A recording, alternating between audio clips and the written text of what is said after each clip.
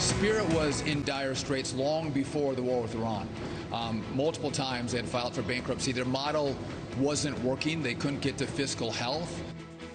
Passengers scrambling amid airport chaos, and thousands of workers are without a job as Spirit Airlines calls it quits. The budget carrier is now grounded for good. After 34 years, the rising costs of jet fuel and the war with Iran proving just to be too much for them to try to stay afloat any longer. What should travelers do to get their money back, and how are they going to get home?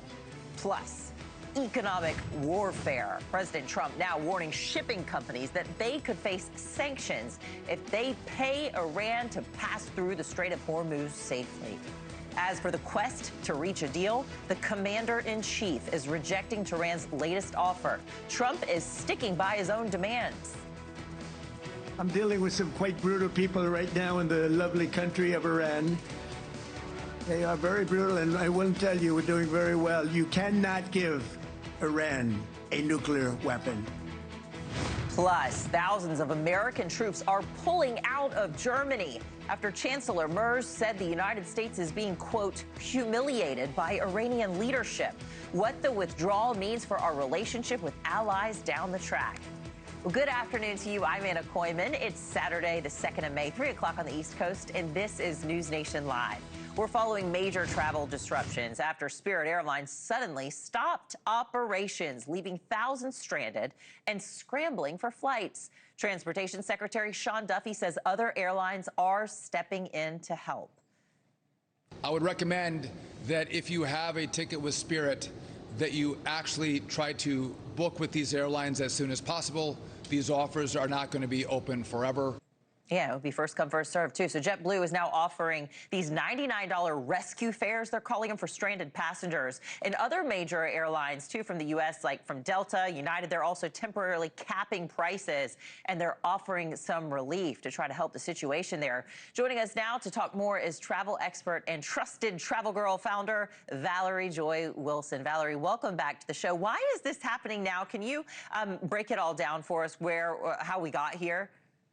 Absolutely. Hey, Anna, thanks for having me on again. So basically, Spirit Airlines was already having problems before any of this happened. Really, the nail in the coffin was this war with Iran. Jet fuel prices have doubled.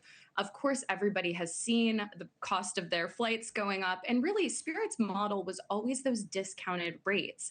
And their model honestly, it just stopped working. So this is why we're seeing this now. They've tried and tried. They tried to merge before, and now this was finally, they're done.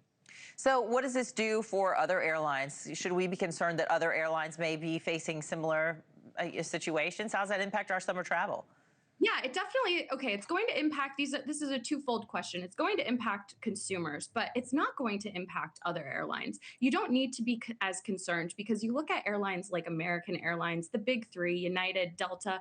American, for example, isn't profitable with actually running their flights, but where they are profitable is with their loyalty and credit card programs. So really, they had a different structure than Spirit had. But whether or not you flew Spirit and their big, bright yellow airplanes, it does not matter, because this will be coming back and impacting the consumer. It's that, law of supply and demand. The supply has gone down, the demand is still there, and now the cost of the flights is going to go up.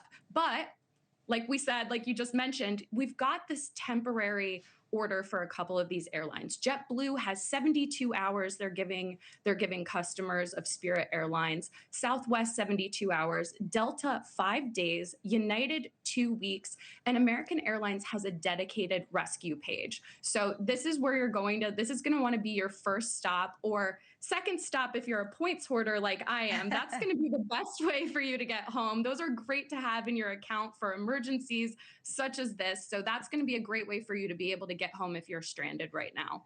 The shutdown of Spirit Airlines is leaving some travelers stranded, of course. A lot of them got emails sort of in the middle of the night. They woke up to this, don't go to the airport because there's no plane to take you anywhere, and no help desk to help you get sorted out either. Well, one traveler did go to the airport, and he found very little help. Listen to this.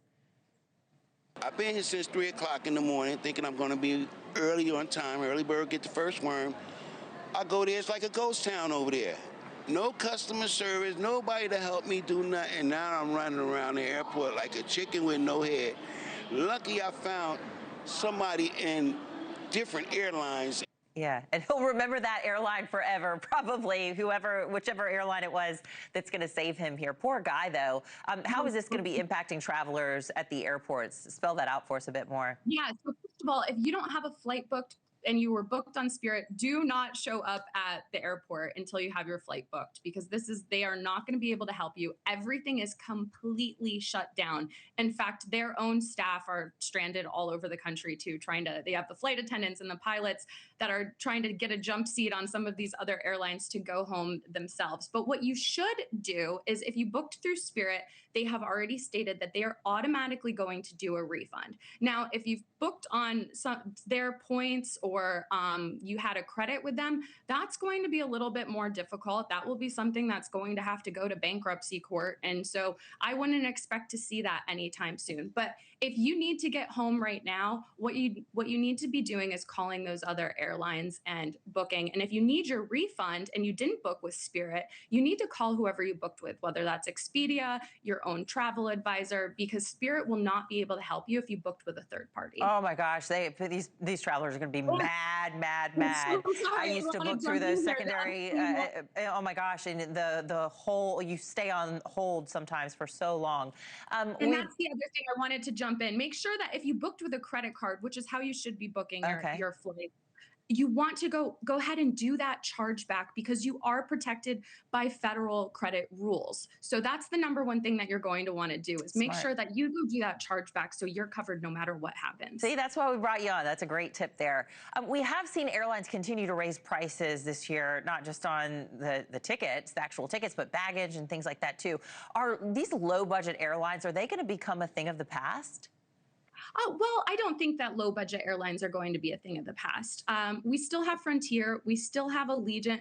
Obviously, Southwest, they were a low budget carrier, but I don't consider them to have been a low budget carrier for the last decade plus. They did have the free bags, and they've even increased the baggage cost since making it no longer free. So that's really going to be where a lot of these airlines are trying to pick up the difference. Is they're trying to take these basic economy fares and pick up a little bit more money because of the rising jet fuel, instead of saddling travelers with these double, they don't want to double the cost of these flights, even though we've seen them. Man, I just really feel for these travelers, though. Sometimes even if you can work out the plane ticket situation and get your money back or go a different day, if you've booked a hotel or an Airbnb that is non-refundable and they don't want to be nice that day and give you a little break, you're going to end up losing some serious cash in some situations. Yeah, that's a really great point. And that's why people need to be booking with travel insurance. And not all policies cover insolvency,